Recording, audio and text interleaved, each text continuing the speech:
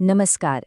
जब भी हम कम्पिटिटिव एग्जाम्स की तैयारी करते हैं तो भूगोल यानी ज्योग्राफी एक बहुत ही इम्पॉर्टेंट सब्जेक्ट होता है। और इंडियन ज्योग्राफी की पूरी इमारत जिस नींव पर खड़ी है ना, वो है आज का हमारा चैप्टर, भारत की भौगोलिक स्थिति और उसका विस्तार। देखिए, ये वो चैप्टर है जहाँ से हर परीक्षा में, चाहे वो एसएससी, सीजीएल हो, रेलवे या कोई स्टेट पीसीएस, सीधे सीधे सवाल बनते ही बनते हैं।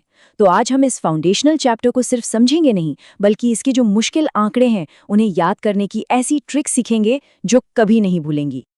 अच्छा, हम सबके साथ एक प्रॉब्लम होती है ना? भूगोल के ये जो आंकड़े हैं कि भाई भारत का अक्षांशीय विस्तार क्या है, देशांतरीय विस्तार क्या है, कर्क रेखा कहाँ से गुजरती है, 8 डिग्री 4 मिनट, 97 डिग्री 25 मिनट, ये सब सुन के ही इतना कंफ्यूजिंग लगता है कि याद ही नहीं होता। पता होता है कि ये इंपॉर्टेंट है, पर ये नंबर्स दिमाग में टिकते ही नहीं है। लेकिन यकीन मानिए, इस एक सेशन के बाद ये सारी कंफ्यूजन हमेशा के लिए खत्म हो जाएगी। अगर इस पूरे विश्लेषण को ध्यान से देख लिया और समझ लिया, तो आने वाले किसी भी एग्जाम में 2 से 4 नंबर एकदम पक्के हैं। तो चलिए फिर पूरे फोकस के साथ इस बहुत ही जरूरी चैप्टर को शुरू करते हैं। तो चलिए शुरू करते हैं अपने सेक्शन 1 से, भारत का वैश्विक पता। देखिए, जैसे हमारे घर का एक पता होता है, मकान नंबर, गली नंबर, शहर का नाम, बिल्कुल वैसे ही इस इतनी बड़ी पृथ्वी पर हर देश का भी एक पता होता है। और ये पता बनता है अक्षांश और देशांतर रेखाओं से। तो सबसे पहले हमें यही जानना है कि ग्लोब पर भारत का एड्रेस आखिर है क्या। चलिए पृथ्वी को एक बॉल की तरह इमेजिन करते हैं। अब इस बॉल के बीचों बीच एक लेटी हुई लाइन खींचते हैं, जिसे हम कहते हैं भूमध्य रेखा या इक्वेटर। ये लाइन पृथ्वी को 2 बराबर हिस्सों में बांट देती है। ऊपर वाला आधा हिस्सा है उत्तरी गोलार्ध यानी नॉर्दर्न हेमिस्फीयर, और नीचे वाला आधा हिस्सा है दक्षिणी गोलार्ध यानी सदर्न हेमिस्फीयर। इसी तरह एक खड़ी लाइन, जिसे प्राइम मेरिडियन कहते हैं, पृथ्वी को पूर्वी और पश्चिमी गोलार्ध में बांटती है। तो भारत कहाँ है? भारत इन दोनों के हिसाब से उत्तरी और पूर्वी गोलार्ध में आता है। ये सबसे पहला और सबसे जरूरी पॉइंट है, इसे हमेशा याद रखना है। अब बात करते हैं भारत के अक्षांशीय विस्तार की, मतलब लैटिट्यूडिनल एक्सटेंट की। ये जो अक्षांश रेखाएं होती हैं, ये वो लेटी हुई लाइंस होती हैं जो बताती हैं कि कोई जगह इक्वेटर से कितना उत्तर या दक्षिण में है। भारत की जो मुख्य भूमि है वो दक्षिण में 8 डिग्री 4 मिनट उत्तरी अक्षांश से शुरू होती है और ऊपर उत्तर में 37 डिग्री 6 मिनट उत्तरी अक्षांश तक जाती है। इसमें जो एन लिखा है उसका मतलब ही यही है कि भारत पूरी तरह इक्वेटर के उत्तर में है। अब सवाल ये कि 8 डिग्री 4 मिनट और 37 डिग्री 6 मिनट जैसा कॉम्प्लिकेटेड नंबर याद कैसे होगा? अरे बहुत आसान है, बस एक लाइन याद रखनी है, 8 से 37, भारत ऊपर नीचे पूरा। आपको बस ये 2 मेन नंबर याद रखने हैं, 8 और 37, और बस आपको भारत का पूरा उत्तर दक्षिण विस्तार हमेशा के लिए याद हो जाएगा। है ना कमाल की ट्रिक? और ये इतना जरूरी क्यों है? क्योंकि ये देखिए, ये सवाल सीधे सीधे पिछले सालों के एग्जाम पेपर्स में पूछा गया है। परीक्षा में ऐसे ही मिलते जुलते ऑप्शंस दिए जाते हैं, जैसे 7 से 35, 9 से 38, ताकि कंफ्यूजन हो। लेकिन अगर आपको हमारी 8 से 37 वाली ट्रिक याद है, तो 1 सेकंड में बिना किसी डाउट के सही जवाब मिल जाएगा। अच्छा, जैसे हमने ऊपर नीचे वाला विस्तार देखा, बिल्कुल वैसे ही पूरब पश्चिम वाला विस्तार भी है। इसे कहते हैं देशांतर विस्तार या लॉन्गिट्यूडनल एक्सटेंट।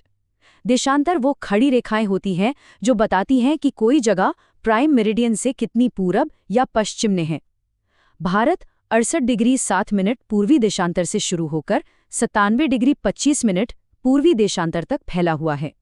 यहाँ ई यानी पूर्वी का मतलब है कि भारत पूरी तरह से प्राइम मेरिडियन के पूरब में है। और इसे याद रखने की भी एक वैसी ही शानदार ट्रिक है। बस इतना याद रखना है, 68 से 97 भारत पूरब पश्चिम।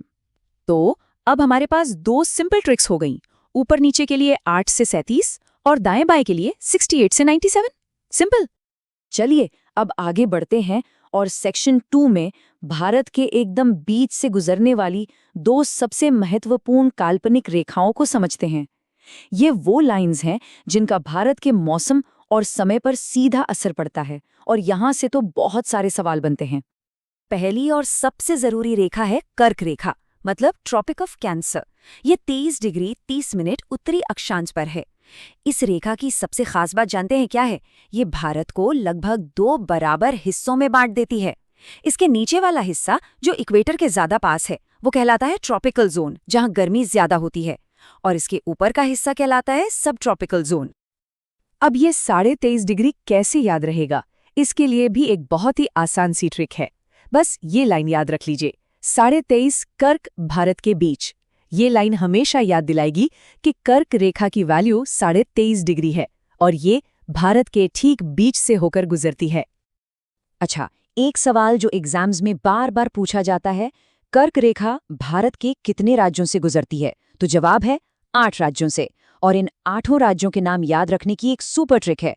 वो ट्रिक शब्द है राज, म, पा, झ, छ, मित्र। चलिए इसे तोड़कर समझते हैं। राज से राजस्थान, म से मध्य प्रदेश, पा से पा नहीं, ये छत्तीसगढ़ है, यहाँ थोड़ी गलती है। इसे याद रखने के लिए हम गमछा वाली ट्रिक इस्तेमाल कर सकते हैं। चलिए हम ज्यादा प्रचलित ट्रिक मित्र पर गमछा झाड़ से याद करते हैं। मी से मिजोरम, त्र से त्रिपुरा, प से पश्चिम बंगाल, र से राजस्थान, ग से गुजरात, म से मध्य प्रदेश, छ से छत्तीसगढ़ और झाड़ से झारखंड। तो इस एक लाइन से 8 राज्य याद हो जाते हैं। दूसरी इंपॉर्टेंट लाइन है भारत की मानक समय रेखा यानी स्टैंडर्ड मेरिडियन। देखिए, हमने देखा था कि भारत का देशांतरीय विस्तार लगभग 30 डिग्री का है। इसका मतलब ये हुआ कि गुजरात और अरुणाचल प्रदेश के लोकल टाइम में करीब करीब 2 घंटे का अंतर होता है।